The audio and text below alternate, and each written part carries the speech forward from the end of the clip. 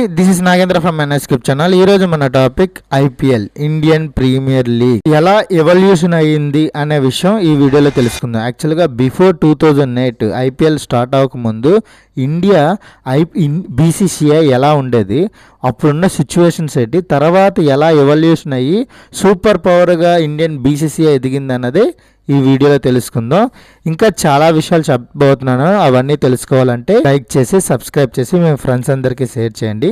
ఇంకొక విషయం ఏంటంటే మీకు ఒక బైట్ కూడా ఉంటుంది. అదేంటంటే ఇప్పుడున్న ఈ 10 టీమ్స్లో ప్లే ఆఫ్స్కి ఏ టీమ్స్ అయితే వెళ్ళాయని మీరు ప్రిడిక్షన్ చేస్తారో మే 3 కల్లా ఈ కింద కామెంట్ చేయండి.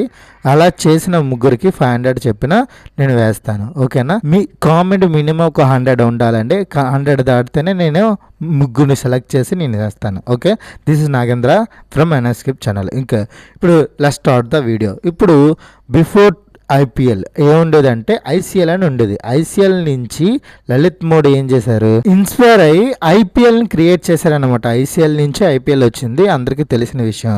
ఐపీఎల్ వచ్చిన తర్వాత దానికి ఇంకొక కారణం కూడా ఉంది. 2007లో ఇండియా వరల్డ్ కప్ గెలిచింది, T20 world cup first Dhoni పర్యవేక్షణలో. అందువల్ల ఈ ఫార్మాట్కి ఎక్కువ ఆదరణ పెరుగుతుందని చెప్పి రానున్న రోజుల్లో మంచి భవిష్యత్తు ఉందని తెలుసుకొని ఇంకా ప్రైమ్ టైంలో ఇది స్ట్రీమింగ్ అవుతుంది అనమాట. ఎప్పుడైతే T20 అనేది సాయంత్రం 7:30 నుంచి రాత్రి 10:30 వరకు అవడం వల్ల ఎక్కువ మంది వ్యూవర్షిప్ ఉండొచ్చు. అండ్ దానివల్ల ఎక్కువ వ్యూవర్షిప్ వచ్చి ఎక్కువ అడ్వర్టైజ్మెంట్ ఎక్కువ లాభం ఉంటుందని ముందే గ్రహించిన లలిత్ మోడీ ఐపీఎల్ని క్రియేట్ చేశాడు, ఐసీఎల్ని కాపీ చేసి. ఇది అందరికీ తెలిసిన విషయం. 2008లో ఐపీఎల్ స్టార్ట్ అయినప్పుడు ఒక విచిత్రం జరిగింది. అప్పుడు 10 టీంలు అయితే ఏవైతే ఉన్నాయో డెక్కన్ చార్జర్స్ అని ఉండేది. అప్పుడు ఆ డెక్కన్ చార్జర్స్ అయితే ఏదైతే ఉందో టాప్లో ఉండేది అనమాట. అదే Indian premier league first title కొడుతుందని ప్రపంచం మొత్తం అనుకుంది. కాకపోతే ఆఖరిగా ఉన్నది రాజస్థాన్ రాయల్స్ అనమాట. అక్కడ ఎవరు ప్లేయర్సే లేరు, ఎవరు లేరు. విచిత్రం ఏంటంటే రాజస్థాన్ రాయల్స్ 2008లో ఫస్ట్ ఐపీఎల్ ట్రోఫీ కొట్టింది. లాస్ట్లో కింద ఉన్నది డెక్కన్ చార్జర్స్. ప్రపంచం మొత్తం ఐపీఎల్ వైపు మొగ్గు చూపడానికి చాలా కండిషన్స్ ఏర్పడాయి. ఆ తర్వాత ఫస్ట్ ఐపీఎల్ ఏప్రిల్ 18, 2008లో జరిగినప్పుడు బ్రాండన్ మెక్కల్లమ్ 155 కొట్టాడు. T20లోనే హైయెస్ట్ రన్స్ అప్పుడే వచ్చాయన్నమాట. అందరూ ఆశ్చర్యపడిపోయారు. అరే ఎలాగైనా చూడాలి, ఐపీఎల్లో మంచి మంచి ప్లేయర్స్ ఉన్నారని కూడా తెలిసింది. ఇంకొక విషయం ఏంటంటే ఢిల్లీ డేర్ డెవిల్స్ చేసిన సేవాగు బెంగళూరులోనే వేరే బ్రాంచ్లో ఆడినప్పుడు తన ఆఫ్ సెంచరీ కొట్టి లేపితే అక్కడ ఉన్న అందరూ చప్పట్లు కూడా కొట్టలేదు, అందరినీ విమర్శించారనమాట. నువ్వు ఎందుకు కొట్టారా బాబు అని. సేవకు నేను ఇండియన్ ప్లేయర్ అని కాదు, నువ్వు ఇండియన్ ప్లేయర్ అయితే ఇది నువ్వు ఫ్రాంచైజీగా ఆడుతున్నావు కాబట్టి నేను ఫ్రాంచైజీ మాత్రమే చూస్తానన్నట్టుగా వాళ్ళు మాట్లాడు. అలాంటి విభేదాలు చాలానే జరిగాయి.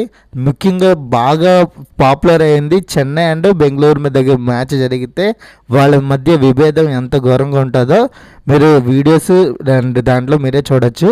అయితే ఇక్కడికి విభేదాలతోనే కాకుండా ముందు మేము చెప్పినట్టు బ్రాండన్ మెక్కల్లమ్ 157 కొట్టాడు కదా, అదే విధంగా అప్పుడు పునాది ఎక్కువ కొట్టడానికి, అందరూ ఎక్కువ స్కోర్ చేయడానికి. ఒక్కో టైంలో రాజస్థాన్ రాయల్స్ బెంగళూరులో ఆడిన క్రిస్ గేల్ కూడా 175 కొట్టి అందరిని ఆశ్చర్యపరిచాడు. ఇలాంటివి చాలా జరగడం వల్ల హైయెస్ట్ స్కోర్ రన్స్ పెరిగాయి, ఎంటర్టైన్మెంట్ పెరిగింది.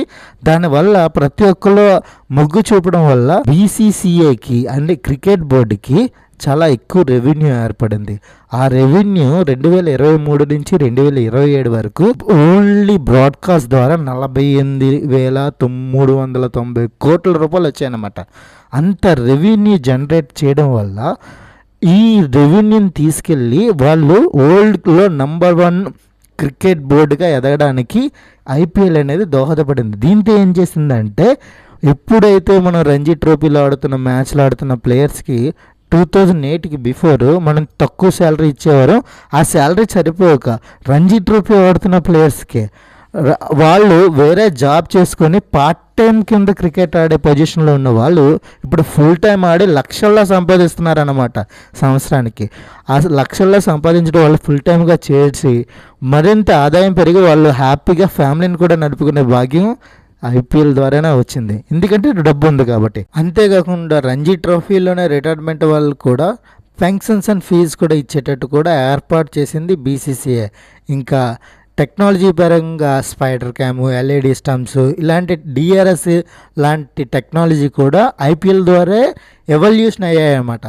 అంతేకాకుండా మహిళా ఐపీఎల్ కూడా డబ్ల్యూపీఎల్ ఉమెన్స్ ప్రీమియర్ లీగ్ కూడా ఇండియాలో స్టార్ట్ చేసి అది 1-2 సీజన్స్ తర్వాత మళ్ళీ హిట్ అయ్యేటట్టు అందరూ చూసేటట్టు కూడా డబ్ల్యూపీఎల్ కూడా ఐపీఎల్ రేంజ్ అంత కాకపోయినా మినిమం ఉండి వాళ్ళ ఉత్సాహం పెంచి వాళ్ళు వరల్డ్ కప్ గెలిచేటట్టు వాళ్ళ ఉత్సాహం పెంచేటట్టు దోహదపడింది. ఒక రకంగా పునాది మాత్రం ఐపీఎల్ అనమాట. ఇదంతా ఐపీఎల్ ద్వారా వచ్చిన మనీతో వాళ్ళు ఇదంతా అచీవ్ అవుతున్నారనమాట. 15 ఏళ్ళ కుర్రాడు ఐపీఎల్లో 100 ఫాస్టెస్ట్ 100 కొట్టడంలో చాలా ముఖ్య పాత్ర వహించాడంటే తనకున్న గట్స్ ఎంతమందిని చూసుంటారో. ఇలాంటి ఇన్నింగ్స్ చాలానే ఉన్నాయి, చెప్పుకుంటూ పోతే చాలానే ఎక్కువగానే ఉన్నాయి. ఇవన్నీ ఐపీఎల్ ద్వారా అచీవ్మెంట్స్ అయ్యిందనమాట. రెవెన్యూ పరంగా, తర్వాత గ్లోబలైజేషన్ పరంగా బీసీసీ ఎదగడానికి చాలా విషయాల్లో మనకి డామినేషన్ అనేది కనిపించింది అనమాట. సింపుల్గా చెప్పాలంటే మనం India and Pakistan match India పాకిస్తాన్లో ఆడవని ఛాంపియన్ ట్రోఫీలో మనం చెప్పాం. ఎందుకు? మన దగ్గర మనీ ఉంది కాబట్టి. అదే మన దగ్గర మనీ లేకపోతే పాకిస్తాన్ ఏం చెప్తే చేయాలన్నమాట. అలాంటి సిచ్యువేషన్ ఇండియా రాకూడదు అనడానికి కూడా ఐపీఎల్ అనేది ఒక ముఖ్య కారణం. ఇక్కడే కాదు, ఎక్కడైనా మనీయే మనకి ముఖ్య ఆధారం కింద ఉంటుంది.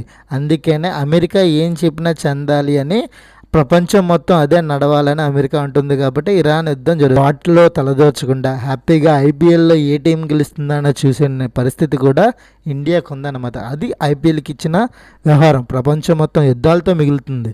అయినా కూడా ఇండియన్ ప్రీమియర్ లీగ్ సాఫీగా జరిగి ఒక అద్భుతాన్ని క్రియేట్ చేయడంలో కూడా ఇండియా ముఖ్య పాత్ర వహించింది. బీసీసీఐ కూడా హ్యాట్స్ ఆఫ్, ఇండియన్ గవర్నమెంట్ కూడా హ్యాట్స్ ఆఫ్.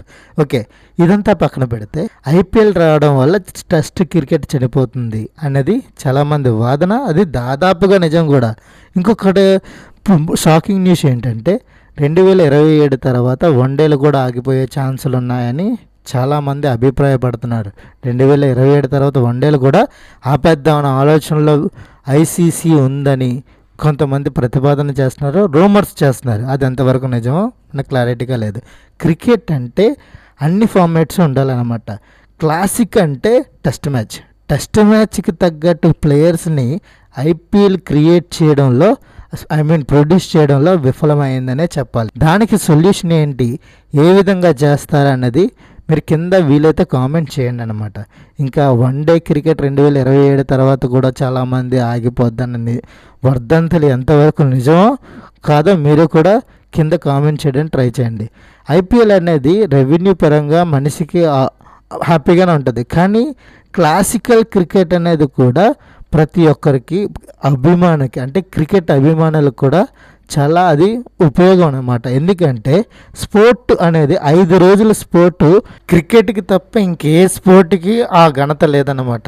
సో ఈ ఐపీఎల్ ద్వారా టెస్ట్ క్రికెట్, వన్డే క్రికెట్ పడిపోతుందని చాలామంది బాధపడుతున్నారు.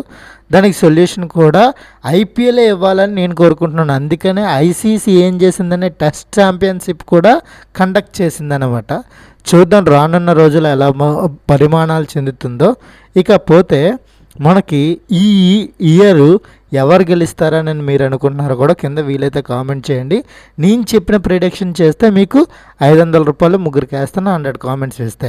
ఓకే, నేనైతే నా పర్సనల్గా అయితే 2 టీంలు గెలవాలి. ఆ 2 టీంలు ఎవరు గెలిచినా పర్వాలేదు. ఒకటి ఆర్సీబీ, ఈసారి కప్పు నమ్మదే నేను, ఎందుకంటే విరాట్ కోహ్లీ ఫ్యాన్. మన ఎస్ఆర్హెచ్ అంటే మన తెలుగు వాళ్ళది. సో ఈ 2 టీంలు ఎవరు గెలిచినా నాకు పర్వాలేదు. మిగిలిన వాళ్ళు ఎవరు గెలుస్తారో అన్నది మీరు కూడా కామెంట్ చేయండి. ఇక్కడతో ఈ వీడియో అయ్యిందండి.